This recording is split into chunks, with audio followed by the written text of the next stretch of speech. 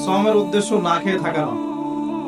শ্রমের উদ্দেশ্য পানি না খেয়ে থাকা নয়, স্ত্রী সহবাস ছেড়ে দেয়া। শ্রমের উদ্দেশ্য এই সবগুলো কাজের মধ্য দিয়ে আল্লাহ পাকের ভীতি তাকওয়া অর্জন করা। কেমন? রোজা রাখা অবস্থায় আমরা কি পানি খেয়েছি, খাবার খাই, স্ত্রী সহবাস করি? খাবার খাওয়া হালাল না হারাম? পানি পান করা হালাল না হারাম?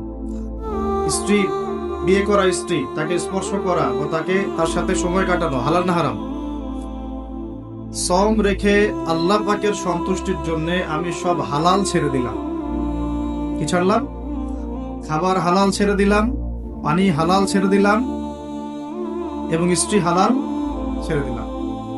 যে হালাল আমি আল্লাহ রাব্বুল আলামিনের সন্তুষ্টির জন্য ছেড়ে দিলাম, সেই সওম রেখে কি আমি আল্লাহর হারামে লিপ্ত হতে পারি? এবং যতক্ষণ আমরা সওমরত অবস্থায় থাকি, আমরা কি ইচ্ছা করলে খেতে পারি না, চুপ করে পানি পান করতে পারি না, এবং চুপ করে স্ত্রীর সাথে সহবাসও করতে পারি, কেউ দেখার নাই? দেখার আছে? কেন করি না? যে কারণে করি না ওই কারণটার নাম হলো তাকওয়া। বুঝাতে পারতেছি? যে কারণে করি নাই সেই কারণটার নাম কি? কেন করি নাই? কারণ আমি উপলব্ধি করেছি আমি খেতে পারবো না, আল্লাহ আমাকে দেখবেন। রোজা রাখা অবস্থায় আমি পানি পান করি নাই কারণ আমার মধ্যে এই কনসিয়াসনেস ছিল যে আল্লাহ আমাকে দেখছেন। স্ত্রী সহবাস করতে পারতাম, করি নাই কেন?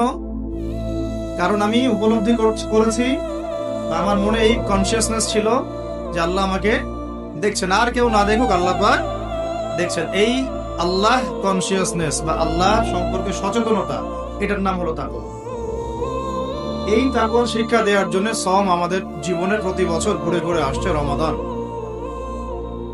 এখন যে সওম রেখে আমরা আল্লাহ পাকের হালাল ছেড়ে দিলাম এই চিন্তা করে যে আল্লাহ আমাকে দেখছেন, আল্লাহ আমাকে শুনছেন, সেই সওম রেখে কেউ কি আল্লাহর হারামে লিপ্ত হতে পারবে? হলে কি রোজা এবং রমাদানের হক আদায় হবে? কথা কি বোঝা যাচ্ছে? তাহলে এই হাদিসটা একটু শুনি। নবী সাল্লাল্লাহু আলাইহি ওয়াসাল্লাম বলেছেন, সেই ব্যক্তির না খেয়ে থাকায় এবং সেই ব্যক্তির পানি পান না করায় আল্লাহ পাকের কিছুই আসে যায় না। যে ব্যক্তি রোজা রেখে মিথ্যা বলা ছাড়তে পারে নাই, অশ্লীলতা ছাড়তে পারে নাই, হারাম ছাড়তে পারে নাই, সেই ব্যক্তির না খেয়ে থাকায়, সেই ব্যক্তির পানি পান না করায়, সেই ব্যক্তি যে স্ত্রী সহবাস করলো না, এগুলোতে আল্লাহ পাকের কিছুই যায় আসে না। যে ব্যক্তি রোজা রেখে মিথ্যা বলল, অশ্লীলতা প্রদর্শন করলো, অথবা গীবত করলো, অথবা আল্লাহ পাকের কাবায়ের ফাওয়াহিশে লিপ্ত হলো, তার মানে কুতিবা আলাইকুমুস সিয়াম কামা কুতিবা আলাল্লাযিনা মিন ক্বাবলিকুম লাআল্লাকুম তাত্তাকুন, এটা অর্জন করতে হলে রোজা রেখে আমাকে আল্লাহ পাকের সমস্ত হারাম ছেড়ে দিতে হবে। রোজা রেখে ক্লিন শেভ করলে রোজার হক আদায় হবে না। রোজা রেখে কেউ যদি সুদ খায় রোজার হক আদায় হবে না। রোজা রেখে কেউ যদি মাপে কম দেয় তার রোজা হবে না। রোজা রেখে কেউ যদি মিথ্যা কথা বলে তার রোজা ভেঙে যাবে। রোজা রেখে কেউ যদি গীবত করে রোজা হবে না। রোজা রেখে কেউ যদি বেনামাজি থাকে রোজা হবে না। রোজা রেখে যদি মানুষের উপর জুলুম করে কাউকে ঠকায় তার রোজা হবে না। রোজা রেখে আমানতের খেয়ানত করলে রোজা হবে না। রোজা রেখে মেয়ের সাথে কথা বললে রোজা হবে না। যে হালাল স্ত্রী আমি ছেড়ে দিলাম, সেই রোজা রেখে আমি হারাম ভাবে কোনো মেয়ের সাথে কথা বলতে পারি, অ্যাফেয়ার করতে পারে, কফি শপে বসতে পারে, বাইকে ঘুরতে পারে, জিনা করতে পারে? রোজা রাখার অর্থ হচ্ছে আল্লাহর সব হারাম ছেড়ে দেওয়া। এটাই রোজার শিক্ষা, লাআল্লাকুম তাত্তাকুন। আমরা প্রত্যেক বছর এই আয়াতের উপর বয়ান করি, খুতবা হয়, মিম্বর থেকে জুমার খুতবায় এই আলোচনাটা হয়। মূল কথাটা হচ্ছে এই উপলব্ধিটা আনা, আনতা আবুদুল্লাহা কাআন্নাকা তারা, তুমি এমন ভাবে আল্লাহর ইবাদত করো যেন তুমি আল্লাহকে দেখতে পাচ্ছ। আল্লাহ আমাদের সামনে থাকলে বা আমরা যদি আল্লাহকে দেখতে পারতাম, আমরা কি বেনামাজি থাকতে পারতাম? আমরা কি সুদ খাইতে পারতাম? আমরা কি মেয়ের সাথে জেনা করতে পারতাম? সমকামিতার প্রমোশন দিতে পারতাম? ট্রান্সজেন্ডারের শরীফ শরীফা পাঠ্যপুস্তকে আনতে পারতাম? আমরা কি আল্লাহ পাককে যদি দেখতাম বেনামাজি থাকতে পারতাম? ঘুষখোর হইতে পারতাম? দুর্নীতিবাজ হইতে পারতাম? মানুষের হক নষ্ট করতে পারতাম? আল্লাহর নবীজি বলছেন আন তা'বুদুল্লাহা কাআন্নাকা তারাহ, তুমি এমন ভাবে আল্লাহর ইবাদত করো যেন তুমি আল্লাহকে দেখছো। এই চেতনা আসলে মানুষ হারামে লিপ্ত হতে পারবে না, হলেও তওবা করে ফিরে আসবে। হলেও কি করবে? সাথে সাথে তওবা করে ফিরে আসবে। আর ওয়াইল্লাম তাকুন তারাহু, তুমি যদি আল্লাহকে দেখতে না পারো ফাইন্নাহু ইয়ারাক, জেনে রাখবা আল্লাহ তোমাকে দেখছেন। ঠিক যে উপলব্ধিটা আমরা রোজা রেখে অর্জন করি, আমরা খাই না, আমরা পানি পান করি না, তৃষ্ণায় গলা ফেটে যাচ্ছে, প্রচন্ড রোদ, ক্ষুধায় পেট চোচো করতেছে, খাই কেন? খাই কারণ আমরা উপলব্ধি করি আল্লাহ পাক আমাদেরকে দেখছেন। কেউ না দেখুক আল্লাহ দেখবেন। গোসল করার সময় পানি খাইতে পারতেছি না। তো এই চেতনাটা শিক্ষা দেওয়ার জন্য রমাদান প্রতি বছর ঘুরে ঘুরে আসে। আল্লাহ পাক বলেন কুতিবা আলাইকুমুস সিয়াম কামা কুতিবা আলাল লাযিনা মিন ক্বাবলিকুম, এটা তোমাদের উপরে এখন ফরজ করা হয় নাই, তোমাদের আগের উম্মতের উপরেও ফরজ করা হয়েছিল লাআল্লাকুম তাত্তাকুন, যাতে করে তোমরা তাকওয়া অবলম্বন করতে পারো। আর তাকওয়া সম্পর্কে নবীজি আরো একটা হাদিসে বলেছেন আত-তাকওয়া হা হুনা, তাকওয়া হা হুনা বলতে তিনি বুকের দিকে ইশারা করছেন, মানে তাকওয়া আপনার লেবাস পোশাকে না।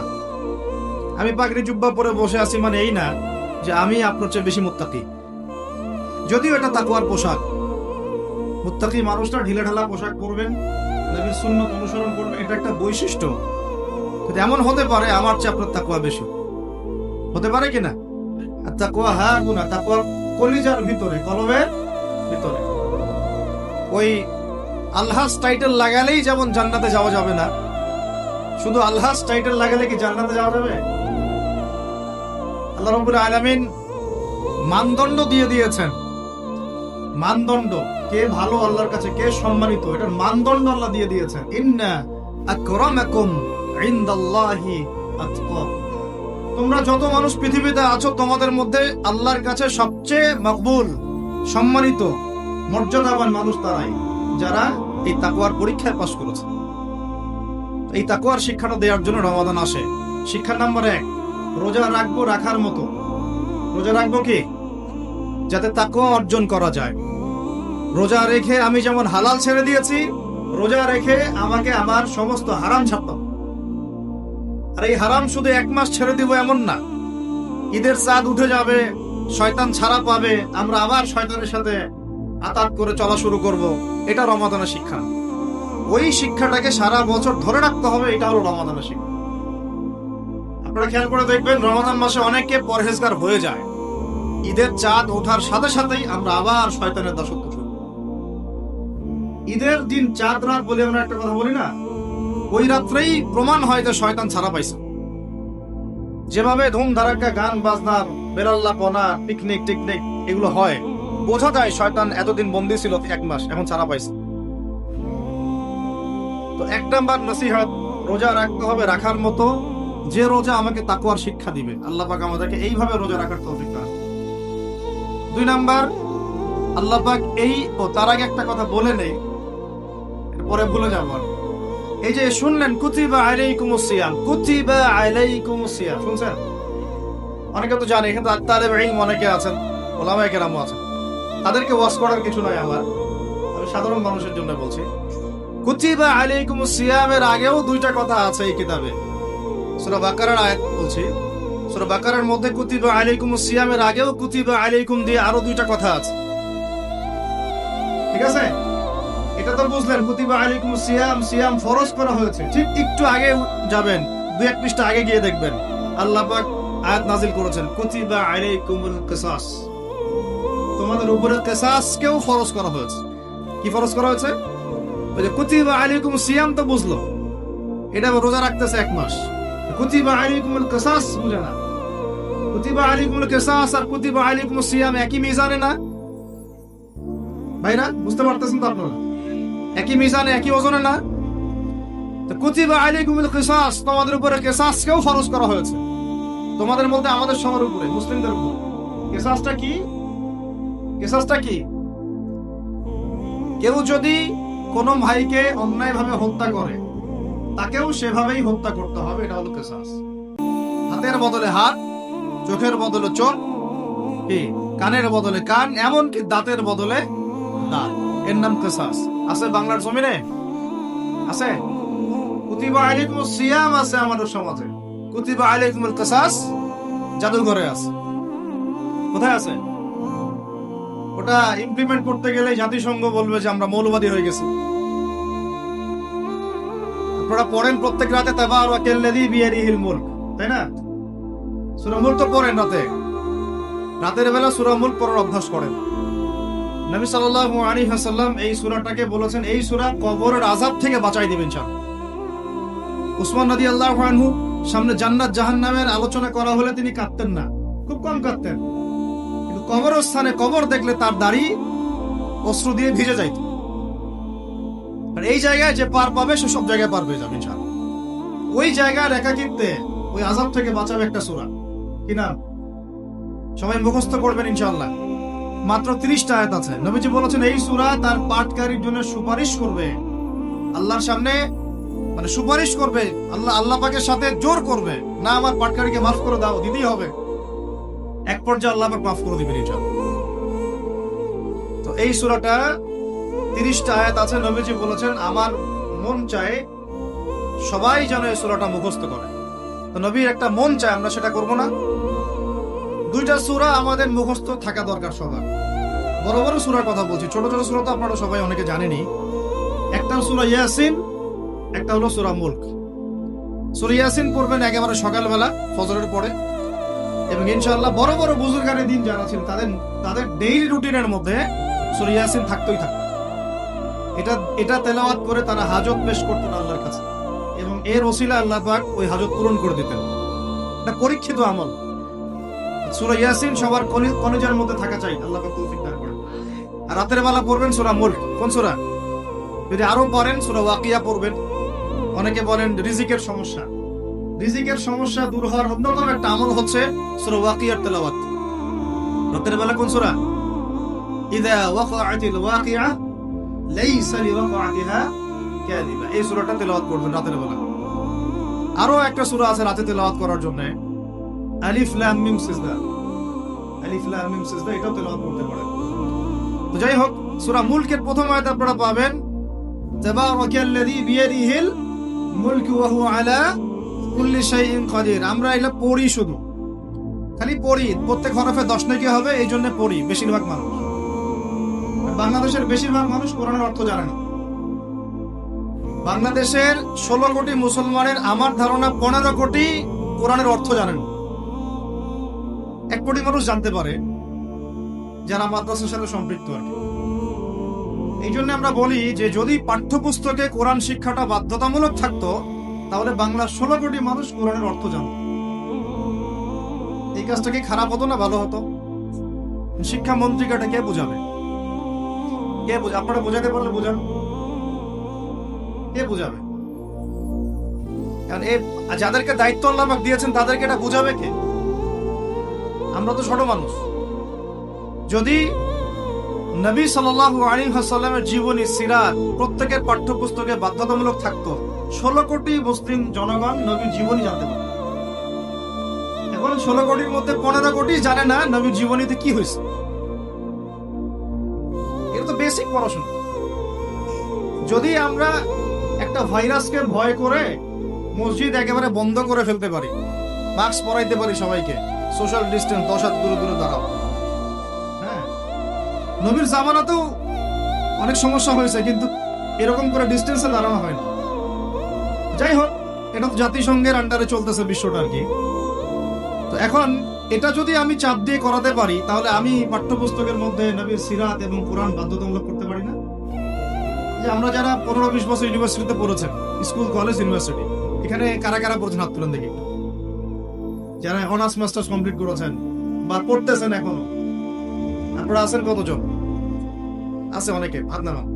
এখন আপনারা ভাই বাংলা পড়েছেন না? নজরুল, রবীন্দ্রনাথ, বঙ্কিমচন্দ্র, শরৎচন্দ্র ইত্যাদি ইত্যাদি। ইংরেজি পড়েছেন না? ব্যাকরণ, দাঁত ভাঙা ব্যাকরণ। বাংলা ব্যাকরণ পড়েছেন না? দাঁত ভাঙা, কারক, সমাজ, বিভক্তি, হাবিজাবি। হ্যাঁ, হাবিজাবি দিয়ে আবার ইস্যু বানাই দিস না তোরা, মুশকিল কথা বলা। এখন এটা তো আমরা কথার কথা বলি আর কি। তারপরে কেমিস্ট্রি পড়েন নাই? হ্যাঁ, ফিজিক্স পড়েন নাই? বায়োলজি পড়েন নাই? তারপরে আমরা হায়ার ম্যাথ করতাম, জটিল জটিল সূত্রগুলো মুখস্থ করেন নাই? কত কি পড়েছেন, কিন্তু এই পড়াশোনাগুলো কেন করেছেন? সিলেবাসে ছিল আমাকে পড়তে হবে, যদি না পড়ি পরীক্ষায় পাস করতে পারবো না, পরীক্ষায় পাস না করলে রেজাল্ট আসবে, রেজাল্ট না আসলে চাকরি পাবো না, চাকরি না পাইলে রিজিকের ব্যবস্থা হবে না, রিজিকের ব্যবস্থা না হইলে বিয়ে শাদী হবে না, বিয়ে শাদী না হইলে জীবনটাই বরবাদ। এই তো ফিলোসফি, তো এইটাই, রাস্তা তো এটা না। এখন চাপ দিয়ে এত কিছু পড়লেন, বিসিএস কোচিং করেছেন অনেকেই চাকরির পরীক্ষা দিচ্ছেন, নিয়োগ বিজ্ঞপ্তির পরীক্ষা দিচ্ছেন, প্রাইমারি পরীক্ষা দিচ্ছেন, সবই পড়তেছেন। আমি নিজেও পড়েছি এগুলো আমার মুখস্থ ছিল সব, এখনো হয়তো ধরলে বলতে পারবো কিছু, যদিও এগুলোর চর্চা আমরা বন্ধ করে দিয়েছি। কথা হচ্ছে, একটা রিজিকের সোর্সের জন্য আমি যে 15 বছর এই পড়াশোনাগুলো করলাম, যদি আমার সিলেবাসের মধ্যে কোরআন থাকতো, হাদিস থাকতো, নবীর সিরাত থাকতো, তারপরে ধরেন সাহাবীদের জীবনী থাকতো, ইসলামের ইতিহাস থাকতো, বেসিক ফিকহ আকীদা থাকতো, আমি কি বাধ্য ছিলাম না এগুলো পড়ে পরীক্ষা দেওয়ার জন্য? তখন আমাদের এই জেনারেশনের ইসলামিক শিক্ষায় উন্নতি হইতো না? সবকিছু দাওয়াত দিয়ে হয় না, অনেক কিছু উপরের লেভেল থেকে চালু করতে হয়, তাহলে জনগণ সেটা মেনে নিতে বাধ্য থাকে। এই রমজান মাসে দেখবেন বাজারে অনেক সিন্ডিকেট হবে, আপনি এগুলো মিষ্টি মিষ্টি কথা বলে এগুলো বন্ধ করতে পারবেন। যখন এরকম দুর্নীতিগুলো হবে বাজারে, মার্কেটে, ধরবেন, মোবাইল কোর্ট বসাবেন, 6 মাসের জন্য ঢুকাবেন, পারলে একটা করে আঙ্গুল দিবেন কাইটা, তারপর দেখবেন সব সিধা হয়ে গেছে। সবকিছু দাওয়াত দিয়ে আর ওয়াজ করে হয় না, একটা সিস্টেম থাকে। আমি বলি কি, একটা বিষয় বুঝেন, একটা বিষয় হচ্ছে প্রাকৃতিক ভাবে উৎপন্ন হচ্ছে কিছু জিনিস, আর আপনি একটা ফ্যাক্টরি দিয়েছেন, ফ্যাক্টরি থেকে উৎপাদন বাড়বে না কমবে? আপনি হাতে উৎপাদন করতেছেন একটা জিনিস, মনে করেন কাপড়ে পাঞ্জাবি জুব্বা, আর জুব্বার একটা ফ্যাক্টরি দিয়েছেন, উৎপাদন কোথায় বেশি হবে? রাষ্ট্র হচ্ছে সেই ফ্যাক্টরি যেটা সব দিক থেকে উৎপাদন বাড়াতে পারে। আমরা দাওয়াত দিচ্ছি এখন ইন্ডিভিজুয়ালি, ব্যক্তিগতভাবে একে একে মানুষ চেঞ্জ করার দাওয়াত দিচ্ছি আমরা। বুঝতে পারতেছি পার্থক্যটা? যে আয়াত থেকে এদিকে চলে আসছি, তাবারাকাল্লাযী বিয়াদিহিল মুলক, তাবারাকাল্লাযী বরকতময় সেই সত্তা, মহা পবিত্র মহা বরকতময় সেই সত্তা। কোন সত্তা? বিয়াদিহিল মুলক, যার হাতে আছে সার্বভৌমত্ব। মুলক মানে কি? রাজত্ব, ক্ষমতা বা সার্বভৌমত্ব। রাজত্ব, ক্ষমতা বা সার্বভৌমত্ব, তিনটা শব্দ বললাম, ডিকশনারিতে চেক করে দেখেন মূল শব্দের অর্থ কি। আবার বলতেছে তাবারাকাল্লাযী, বরকতময় সেই সত্তা, মানে কে? মহাবিশ্বের একমাত্র স্রষ্টা আল্লাহ রাব্বুল আলামিন, তিনি বরকতময়। বিয়াদিহিল মুলক, যার হাতে কি আছে? রাজত্ব অথবা ক্ষমতা অথবা সার্বভৌমত্ব, বা ইংরেজি দিয়ে বললে আমরা বলি সভরেন্টি। কি বলি? সভরেন্টি। ওয়া হুয়া আলা কুল্লি শাইইন কাদির, এবং আল্লাহ পাক সমস্ত বিষয়ের উপরে কি? কর্তৃত্বশীল, ক্ষমতাবান। এখন এই আয়াতটা মহাবিশ্বের সব গ্রহে প্রযোজ্য হচ্ছে, বাংলাদেশে আর বিশ্বে প্রযোজ্য হচ্ছে। বুঝাচ্ছি কিভাবে? বলবেন এটা আবার কেমন কথা? শুনেন, বুঝাচ্ছি। মহাবিশ্বে 7 আসমান আছে না? এটা তো জানেন, 7টা আসমান আছে। তারপরে প্রত্যেক আসমানে অসংখ্য গ্রহ নক্ষত্র আছে, গ্যালাক্সি আছে, ছায়াপথ আছে, তারপরে একটা গ্যালাক্সির মধ্যে অনেকগুলো সৌরজগৎ আছে। ওই একটা গ্যালাক্সির অসংখ্য সৌরজগতের কোন একটা সৌরজগতের বাসিন্দা হচ্ছে আমরা। ওই সৌরজগতের মধ্যে এই যে আমাদের 10টা-12টা গ্রহ আছে, সেই গ্রহের কোন একটা গ্রহের, কোন একটা দেশের, কোন একটা জেলার, কোন একটা শহরের কোন একটা মাঠে বসে আপনি এখন এই বয়ান শুনতেছেন। কথা বুঝতে পারতেছেন?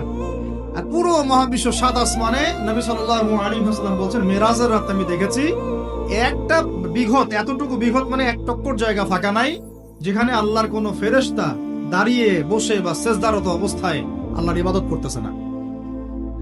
আরে পুরো মহাবিশ্বে কার রাজত্ব চলতেছে? আর এই পৃথিবীর দিকে তাকান, আমরা বললাম তাবারাকাল্লাযী বিয়াদিহিল মুলক, আল্লাহর হচ্ছে সার্বভৌমত্ব, ক্ষমতা কার? আল্লাহ। কিন্তু এখন জমিনের দিকে আপনি তাকান, এই বিশ্বের সার্বভৌমত্ব চলতেছে জাতিসংঘের। কার? তোর উপর দিয়ে যাচ্ছে নাকি? ইয়াংরা তো বুঝো নাকি? আচ্ছা, আরো আছে। আল্লাহ রাব্বুল আলামিন এইখানে বলেছেন, চুরি করলে হাত কেটে দিবা। কি করবা? ওই যে যেটা, যে কিতাব আপনি 10 নেকির জন্য তেলাওয়াত করেন, প্রত্যেক হরফে কত নেকি হবে? 10টা কি হবে তেলাওয়াত করি মাশাআল্লাহ, 100 কদম দেন সারা জীবন, কোনো সমস্যা নেই। ওই কিতাবের মধ্যেই সূরা মাইদা আল্লাহ বলেছেন যে চুরি করলে চোরের কি করবা। তো এটা আপনি ওদেরকে বুঝাইতে পারবেন না, এখন বুঝাতে পারবেন ওইটা তেলাওয়াত পর্যন্তই, ফুল স্টপ। তারপরে এই যে আমরা ভ্যালেন্টাইন্স ডে, অমুক ডে তমুক ডে এগুলোকে যে প্রমোট করতেছি, জেনা বেড়ে গেছে, ব্যভিচার বেড়ে গেছে স্কুলে কলেজে বিশ্ববিদ্যালয়ে, এমনকি এখন সমকামিতা, পর্নোগ্রাফি, ট্রান্সজেন্ডার কি কি হচ্ছে না। বাংলাদেশের বহু ছেলে মেয়ে এখন 100 বেত্রাঘাত পর শাস্তি মাথায় নিয়ে ঘুরতেছো তোমরা, নাউজুবিল্লাহ। কথা কি বুঝতে পারতেছেন আপনারা আমার? কোরআনে কি বলা হচ্ছে সূরা নূরে? কয়টা বেত্রাঘাত? কিসের, কোন পাপের জন্য? কোন পাপ? যার শুরুটা হয় ওই টেক্সটের মাধ্যমে, তারপরে দেখা সাক্ষাৎ, তারপরে এটা, তারপরে এটা। ঢাকা শহরে এর পরিসংখ্যান বেশি না কম? কত বেশি? কতগুলা ছেলে পাওয়া যাবে যারা এই পাপে লিপ্ত হয় নাই? কতগুলা মেয়ে পাওয়া যাবে যারা এই পাপে লিপ্ত হয় নাই? কতগুলা আপনি দেবর পাবেন যারা জেনা করে নাই? কতগুলা ভাবি পাবেন জেনা করে নাই? কতগুলা দুলাভাই পাবেন শালীর সাথে জেনা করে নাই? কতগুলা ছেলে পাবেন বিবাহিত ছেলে যারা বাইরে পরকিয়া করে নাই? শুধু আল্লাহ পাকই জানেন ভালো এই জাহিলিয়াতের মধ্যে কত পার্সেন্ট মানুষ পবিত্র থাকতে পারছে। শুধু আল্লাহ ভালো জানেন, আর কেউ জানে না। আমি বেশি বলতেও চাচ্ছি না, আমরা সবাই এই শহরেই থাকি। আর ঢাকাতে যারা থাকে তারা মোটামুটি ভাবে একটা কেয়ামতের শহরেই থাকে, কারণ এখানে এমন কোনো পাপ নাই যেটা হচ্ছে না, এমন কোনো পাপ নাই। একেবারে প্রতারণা দিয়ে ভর্তি, উপর থেকে নিচ পর্যন্ত। এই শহরে প্রথম যে জিনিসটা উঠে গেছে এটা হচ্ছে বিশ্বাস। কি উঠে গেছে? দ্বিতীয় উঠে গেছে আমানতদারিতা। বিশ্বাস উঠে গেছে, এখানে নাই। আমানতদারিতা নাই। কে কার উপর দিয়ে টক্কর দিতে পারে, এটা হচ্ছে আমাদের এজেন্ডা আর কি। একটা রাস্তার যে ভিক্ষুক, এরও মাথায় যে এত শয়তানি বুদ্ধি, আর অন্য অন্য সেক্টর না হয় নাই বলবো। আপনার কাছে টাকা যাচ্ছে গাড়ির গ্লাসে নক করে, ও কিন্তু পাটা ভালোই আছে, ও ল্যাংড়ানোর অভিনয় করতেছে। কত বুদ্ধি! কেউ আবার ইচ্ছা করে একটা আঙ্গুল বা হাত কাটে নিয়েছে, ইচ্ছা করে কাটছে, সারা জীবন কোনো কাজ করা লাগবে না, এটা করে খাবে। কেউ আবার ইচ্ছা করে হিজড়া হচ্ছে এই শহরে, এটা সারা জীবন কাজ করা লাগবে না, এমনি খাবে। কত বুদ্ধি মানুষের মাথায়, চিন্তা করছেন? যাকে আপনি টাকা দিচ্ছেন 10 টাকা, ওর ফ্ল্যাট আছে, আপনার কিছুই নাই, ওরই জমি আছে। হিজড়ার সর্দার BMW চালায়, আর আপনি কোন রকম একটা এক্সকরোলা ম্যানেজ করতে পারেননি এখন পর্যন্ত। প্রতারণা দিয়ে ভর্তি, প্রতারণা, আমানতের খেয়ানত, দুর্নীতি, পদে পদে বাটপারি, আর কি বলবো, মানুষকে ঠকানো, জুলুম করা, সুযোগ পাইলেই সুযোগ নেওয়া, সুযোগ পাইলে একটু সুযোগ নেওয়া। আর বিভিন্ন জায়গায়, স্পেশালি কিছু কিছু বড় বড় জায়গায় এমন কিছু মানুষকে বসায় দেওয়া হয়েছে যাদের মনে হয় ইসলামের নাম শুনলেই ভিতরে মানে তেলে বেগুনে জ্বলে উঠে গেল। ইসলাম শব্দটা শুনলেই গায়ে জ্বালা শুরু হয়। বেশি দিন নাই ইনশাআল্লাহ, হয় আল্লাহর গজবে এগুলো ধ্বংস হবে, অথবা ইনশাআল্লাহ তাআলা আবাবিল পাখি তো আর আসবে না পাথর ছুটতে। আবাবিল তো পাখির নাম না, আবাবিল মাত্র ঝাঁকে ঝাঁকে। এটা তো ওই আব্রাহার বাচ্চা আব্রাহার যুগ না যে আবাবিল আসবে আর পাথর ফেলবে। আসবে, পাথর ফেলার প্রজন্ম তৈরি হবে ইনশাআল্লাহ। মূল সমস্যাই হচ্ছে করাপশন, দুর্নীতি, মূল সমস্যাই। এটা যদি না থাকতো সারা বিশ্বে বাংলাদেশকে টক্কর দেওয়ার মতো কান্ট্রি খুব কমই থাকতো। কে না জানে এগুলা? সবাই জানে, আর আমরা মেনেও নিয়েছি এগুলা ভাই, চুপচাপ মনে মনে মেনে নিয়েছি যে ওইখানে গেলে এত দেওয়া লাগবে, ওইখানে এত না দিলে আমার এটা হবে না, ওইখানে এটা দিতে হবে, ওইখানে এটা করতে হবে, আমরা মেনেও নিয়েছি মাশাআল্লাহ। আর যখন জুলুম মানুষ মেনে নেয় তখন আরো বড় জালেমকে আল্লাহ পাক চাপায় দেয়। এই জন্য আমাদের এই অবস্থা সংশোধন হচ্ছে না, ইল্লা মাশাআল্লাহ। আল্লাহ যে কবে করবেন আল্লাহ ভালো জানেন। তবে বিশ্বাস করেন, আপনারা বলেন যে এখন মুসলিম প্রধান দেশ, আমি একটা স্টেটমেন্ট দিয়ে দিচ্ছি এখন বসে বসে, এখন এটা হচ্ছে একটা মুনাফেক প্রধান দেশ। প্রমাণ করতে চাইলে আমার সাথে বসেন। মুনাফেকের আলামত যে কয়টা আছে, কি এক নাম্বার কি? কথা বললেই মিথ্যার উপর দাঁড়ায় আছেন সবগুলা। 2 নাম্বার, আমানত রাখলেই খেয়ানতের উপর খেয়ানত, খেয়ানতের উপর খেয়ানত। মনে করেন আমি একজন ইমাম সাহেব, আমি যদি আমার দায়িত্বে পালন ঠিক মতো না করে আমিও খেয়ানতকারী। এই যে লেকচার দিতে বসছি, এখন আমি যদি চিন্তা করি যে ডাইনে বামে কথা বলে সময় পার করে দেই, হক কথা বলার দরকার নাই, বললে আবার এটা সেটা, আমি হচ্ছে এখানে এই চেয়ারের খেয়ানতকারী। প্রত্যেকটা ক্ষেত্রে চলতেছে এগুলো। 3 নাম্বার হচ্ছে যখনই ওয়াদা করে কি করে বলেন তো, কয়জন ওয়াদা রাখি আমরা? কোন কোন সময় দেখা যায় অমুসলিম ওয়াদা রাখছে, মুসলমান রাখে না। দুধ কিনতে যাবেন, আমরা হিন্দু ভাইয়ের দোকান খুঁজতেছি, ও পানি মিশাবে না, আপনার কনফিডেন্স তৈরি হয়ে গেছে। মুসলমানের দোকানে যান না কেন, ও পানি মিশাবে। কি একটা অবস্থা, কি একটা অবস্থা। নবী সাল্লাল্লাহু আলাইহি ওয়াসাল্লাম একদিন এভাবে লেকচার দিচ্ছেন, মানে খুতবা দিচ্ছেন। একজন দাঁড়িয়ে বলছেন, সাহাবী, যে কবে কিয়ামত হবে ইয়া রাসূলুল্লাহ? তিনি বলছেন যে যখন দেখবা যে অনুপযুক্ত ব্যক্তির হাতে দায়িত্ব অর্পণ করা হয়েছে, তখন ফান্তাযিরুস সাআ, কিয়ামতের অপেক্ষা করো। আমরা এই যুগে বাস করতেছি না? এমন কোনো পাপ নাই এ শহরে হচ্ছে না। মূল পাপ কয়েকটা হচ্ছে। 1 নাম্বার হচ্ছে শিরক, কি হচ্ছে? তারপরে হচ্ছে প্রতারণা, তারপর হচ্ছে জুলুম, প্রচুর জুলুম, মানে দুর্বল পাইলেই জুলুম করতে যাচ্ছি আমি। যদি দেখি ও আমার চেয়ে একটু দুর্বল, আমি জুলুম না করলে পেটের ভাত হজম হচ্ছে না। জুলুম করাটাকে আমরা ট্রেডিং মনে করি যে আমি জিতে গেলাম। আরে ভাই, কাল কিয়ামতের মাঠে কি হবে আপনার আমার অবস্থা? কাল কিয়ামতের মাঠে কি হবে অবস্থা? নবী সাল্লাল্লাহু আলাইহি ওয়াসাল্লামের কথা কি মিথ্যা? তিনি বলছেন কিয়ামতের মাঠে বহু মানুষ উঠবে উহুদ পাহাড়ের সমান নেকি নিয়ে। একেবারে উহুদ পাহাড় দেখছেন আপনারা কেউ? অনলাইনে দেখে নেন, বিশাল পাহাড়। জানাজার নামাজে শরীক হইলে 1 কেরাত নেকি হয়। 1 কেরাত মানে 1 উহুদ পাহাড় সমান। আর মাটি দিয়ে আসলে আরেক কেরাত নেকি হয়, মানে আরেকটা উহুদ পাহাড়ের সমান।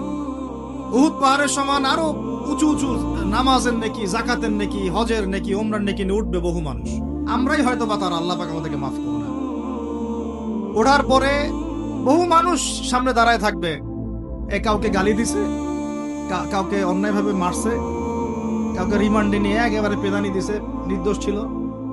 কারো নামে মিথ্যা মামলা দিছে, কারো নামে অপবাদ ছড়াইছে। বেচারা ভালো ছিল, সৎ ছিল, অপবাদ ছড়াই দিছে।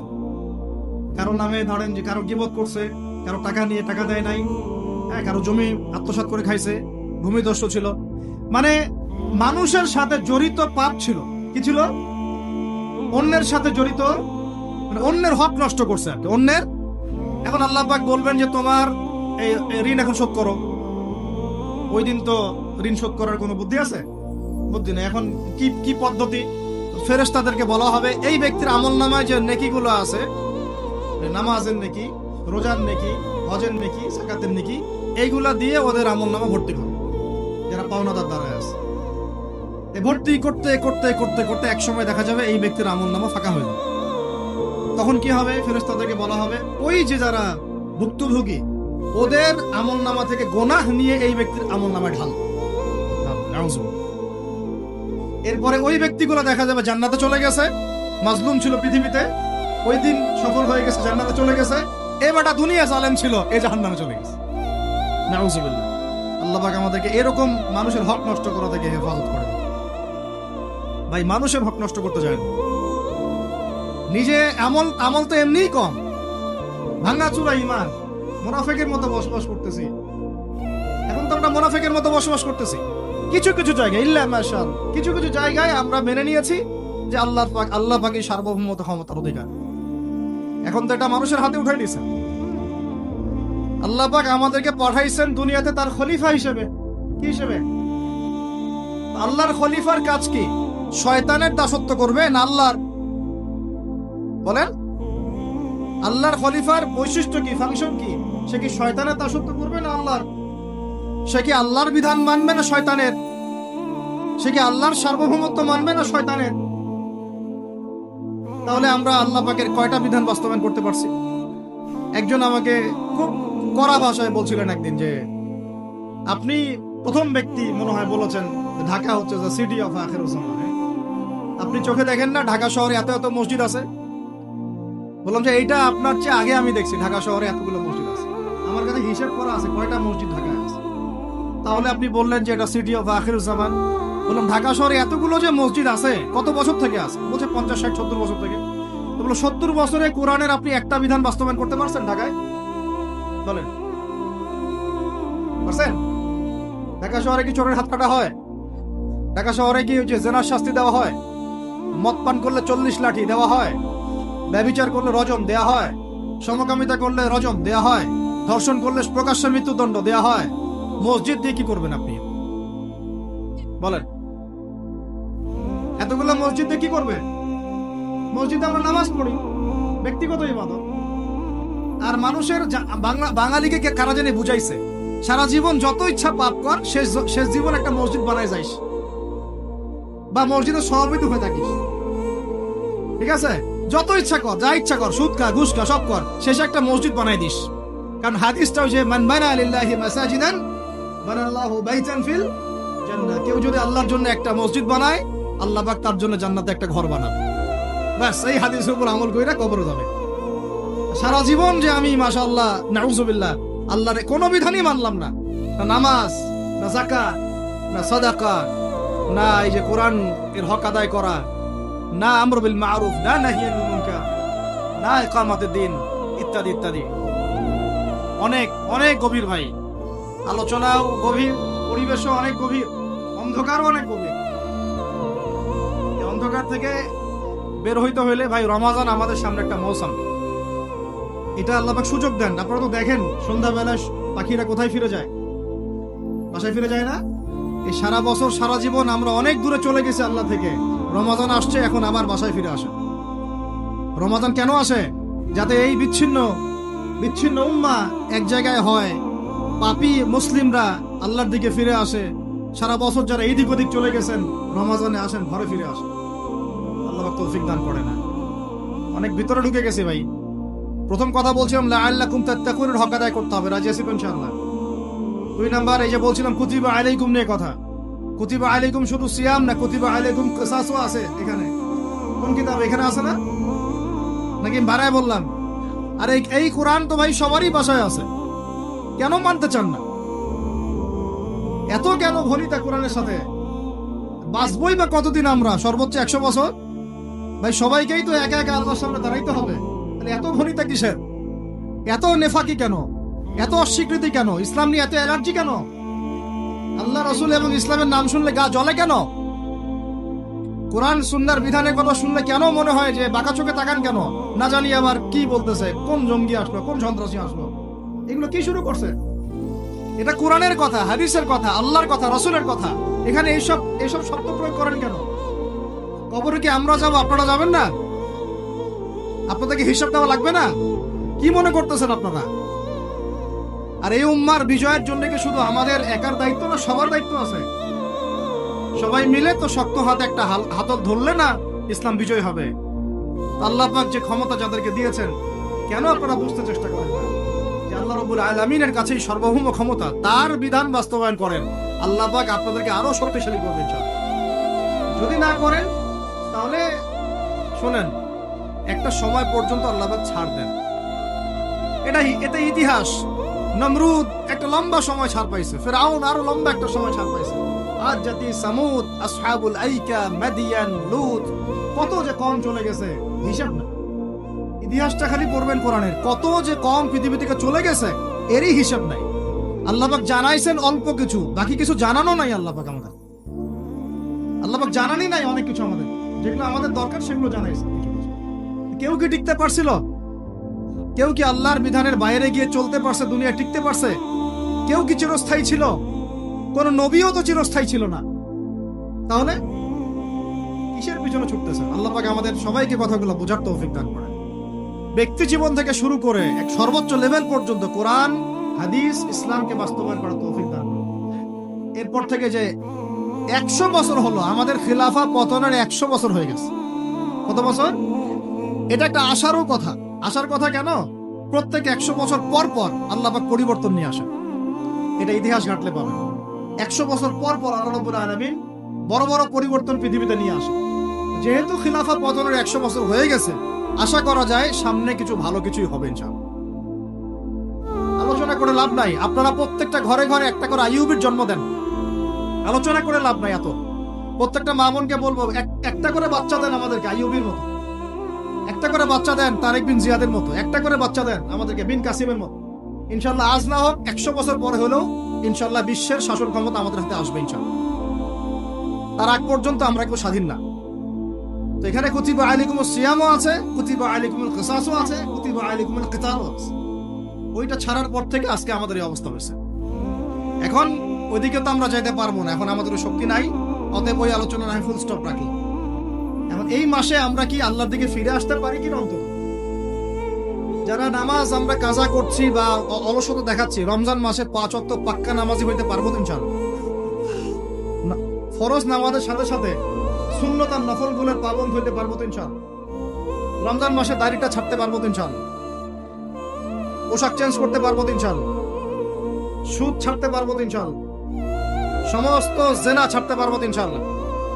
সমকামিতা এগুলো ধার কাছেও তো যাবো না ইনশাআল্লাহ? মাপে কম দেওয়া ছাড়তে পারবো তো ইনশাআল্লাহ? যত রকম দুর্নীতি সুদ ঘুষ ছাড়তে পারবো তো ইনশাআল্লাহ? রমজান মাসে আমরা আবার ওই পাখিদের মতো, পাখিরা যেমন ঘরে ফিরে, আমরা আল্লাহর কাছে ফিরবো তো ইনশাআল্লাহ? কয়েকটা কাজ খালি বলে শেষ করে দিচ্ছি। এর পরের আয়াতে আপনি পাবেন, জাস্ট এর পরের আয়াতেই, মানে এগুলো সিকোয়েন্স ওয়াইজ সাজানো হয়েছে। একটু গবেষণা করলে দেখবেন এগুলো আল্লাহ পাক সাজিয়ে দিয়েছেন সুবহান। মানে একটার সাথে একটা আমি তুলনাটা এভাবে দেই। আপনারা কি অ্যাস্ট্রোনমি নিয়ে কেউ পড়াশোনা করেছেন? হাত উঠান দেখি কেউ। অ্যাস্ট্রোনমি বোঝেন? জ্যোতির্বিদ্যা কেউ পড়েছেন কখনো? একজনও নাই? আচ্ছা ঠিক আছে, অ্যাস্ট্রোনমির দরকার নাই। ফিজিক্স নিয়ে পড়েছেন কারা কারা? ফিজিক্স আপনি ফিজিক্স বুঝেন না? পদার্থবিদ্যা কারা কারা পড়েছেন? এই তো মাশাআল্লাহ। আপনারা যদি আকাশের দিকে তাকান, আকাশের মধ্যে তারাদের মধ্যে একটা জ্যামিতিক মিল আছে না? আছে না? ওটা ফিজিক্স যারা পড়েছে তারা বুঝবে, সবাই বুঝবে না কেন?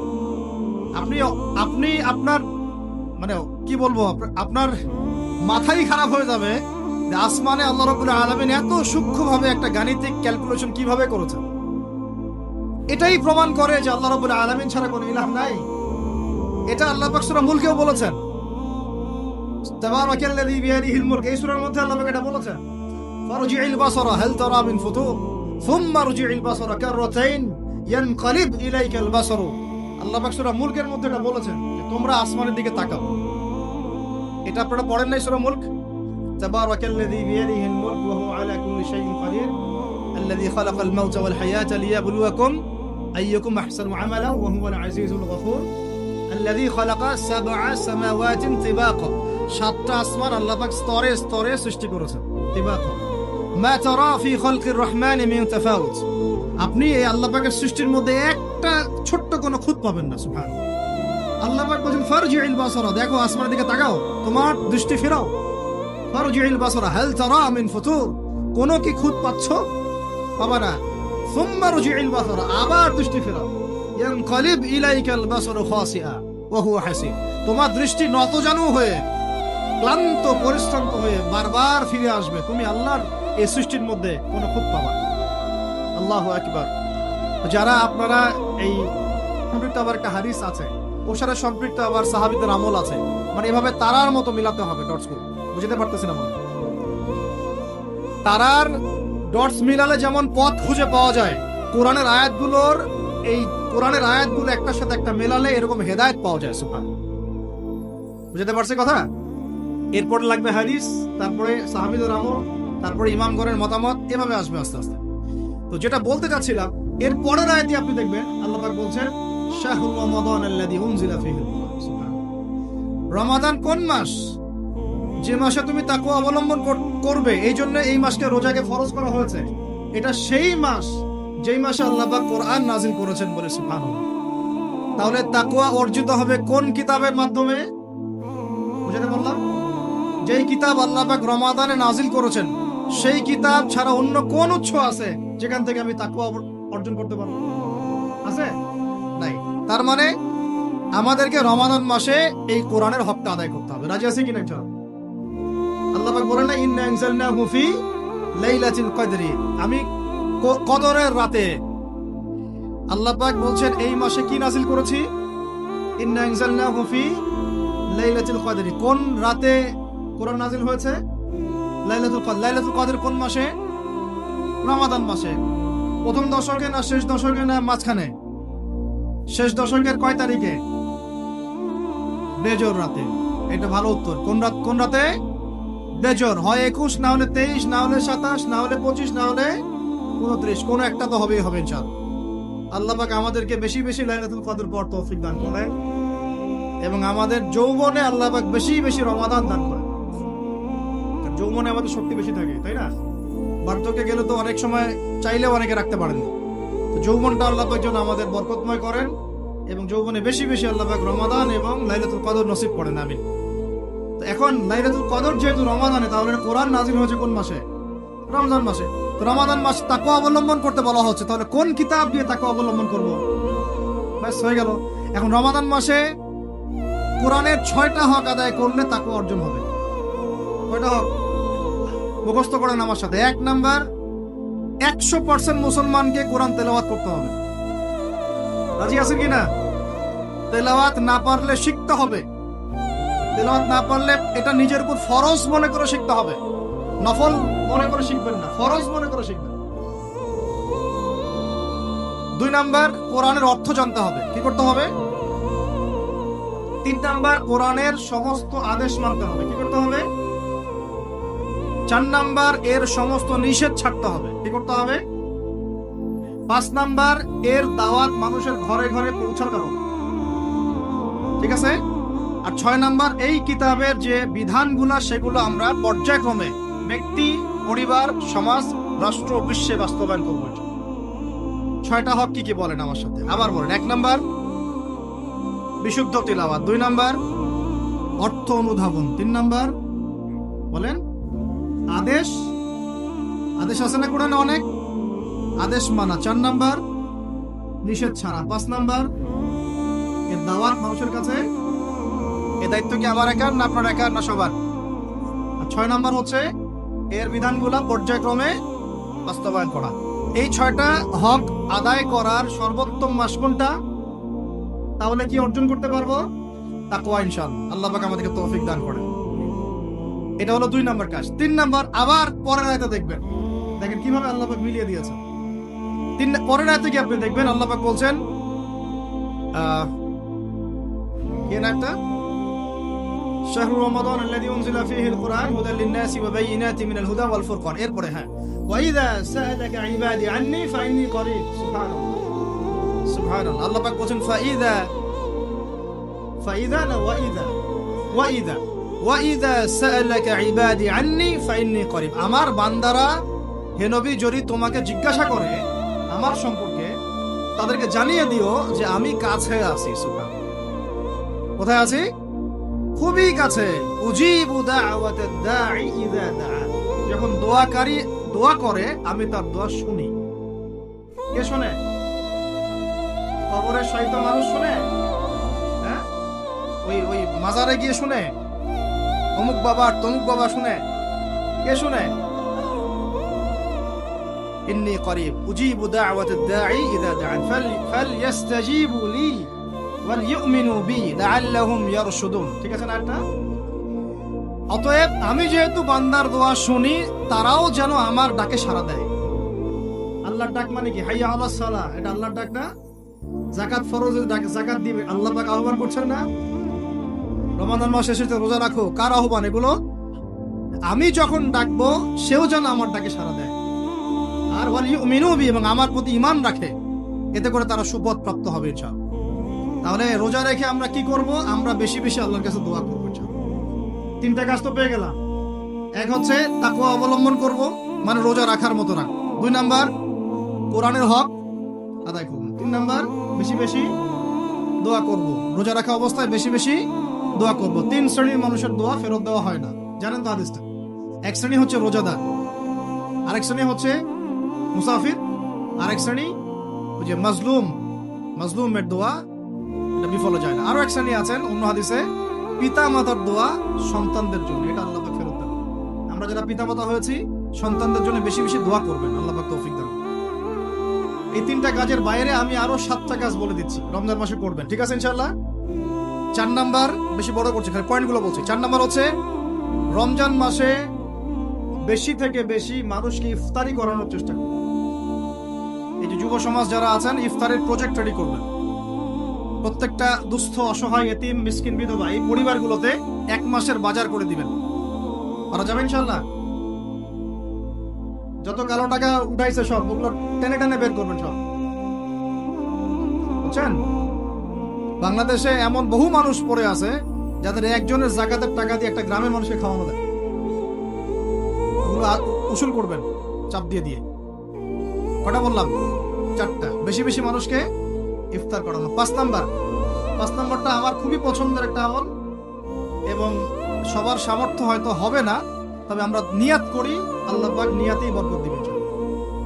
রমজান মাসে বাইতুল্লাহ জিয়ারত, রমজান মাসে বাইতুল্লাহ জিয়ারত যাদের সামর্থ্য আছে আল্লাহ পাক এর তৌফিক দান করেন।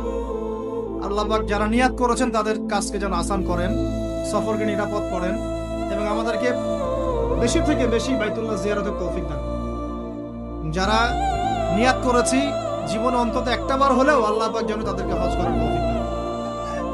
বাইতুল্লাহ জিয়ারত অনেক অনেক ব্যাপার আছে রমজান মাসে। ওখানে আপনার একটা পরিবেশ থাকে, একটা জান্নাতি পরিবেশ, ইবাদতের মৌসুম থাকে, হ্যাঁ, রোজা রাখা, নবী সাল্লাল্লাহু আলাইহি ওয়াসাল্লামের রওজা জিয়ারত, বাইতুল্লাহ তাওয়াফ, ঠিক আছে, ইসলামের ইতিহাসের জায়গাগুলো ঘুরে দেখা, তারাবি, মানে একটা অন্যরকম আমেজ সেখানে বিরাজ করে। আল্লাহ রাব্বুল আলামিন আমাদেরকে রমাদান মাসে বেশি থেকে বেশি বাইতুল্লাহ জিয়ারতের তৌফিক দান করে নেন, আমিন। 5 নাম্বার, এটা সবার হয়তো তাকদিরে নসিব নাও হতে পারে, তবে নিয়াত করে রাখেন, আল্লাহ পাক কোনো না কোনো দিন তৌফিক দিবেন ইনশাআল্লাহ। 6 নাম্বার, রমজান মাসে আমরা আমাদের ফরজ আমলগুলো কোনো অবস্থায় ছাড়বো না ইনশাআল্লাহ। স্পেশালি আমি এখানে একটা ফরজের নাম উল্লেখ করছি, সেটা হলো যাকাত। সালাতের কথা আমি না বলে যাকাত বললাম কেন? কারণ নামাজ আপনারা সবাই পড়েন রমজান মাসে, কিন্তু যাকাত বেশিরভাগ মানুষ দেয় না। যাকাত ইসলামী অর্থনীতির মূল ভিত্তি। যাকাত ছাড়া ইসলামী অর্থনীতি সচল থাকবে না।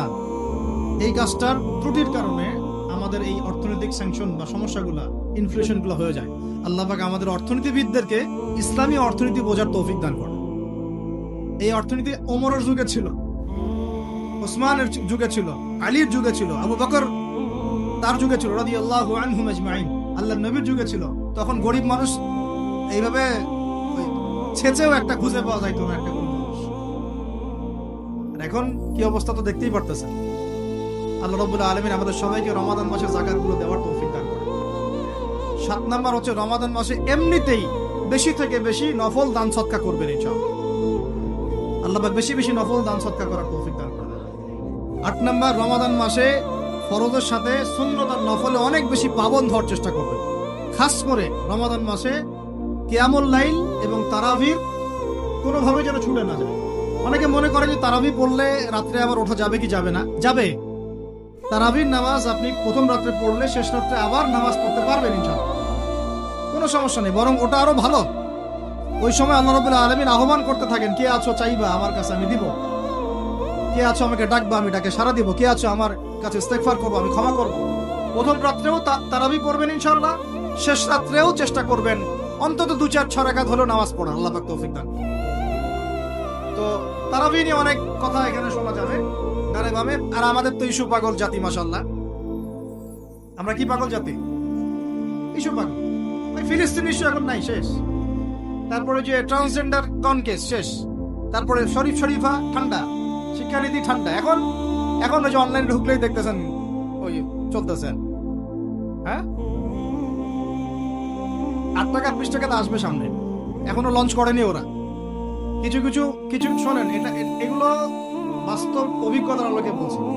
কিছু কিছু মানুষকে আমাদের সমাজে ছেড়ে দেওয়া হয়েছে যাতে এরা মুসলমানদেরকে আপোষের গন্ডগোলের মধ্যে ব্যস্ত রাখে। ছেড়ে দেওয়া হয়েছে, এরা পেইড, এদেরকে প্যাট্রোনাইজ করা হয়, এদের এজেন্ডাই এটা। এরা আপনাকে আমাকে লাগাই দিবে, আমাদেরকে মূল ওই শেকড় থেকে সরাই দিবে, দিয়ে ডালপালায় ব্যস্ত করে রাখবে। এবং এগুলোতে পিছনে কাজ করতেছে কিছু দাড়ি টুপিওয়ালা মানুষ। কিছু দাড়ি টুপিওয়ালা মানুষেরও এভাবে ওদেরকে কিনে ফেলা হয়েছে যে তোমাদের কাজই হচ্ছে মুসলমানদের মাঝখানে খালি লাগাই দিবে। দেখেন, একটা অন্যতম মানে মেজর একটা ইস্যু কাদিয়ানি ইস্যু, একদম চুপ, কোনো কথা নাই। একটা মেজর একটা ইস্যু হচ্ছে ইসাই মুসলিম ইস্যু, সারা বাংলাদেশে ইসাই মুসলিম বানাচ্ছে মানুষকে, একদম চুপ, কোনো কথা নাই। একটা মেজর একটা ইস্যু ফিলিস্তিন ইস্যু, একেবারে মুখে কুলুপ, কোনো কথা নাই।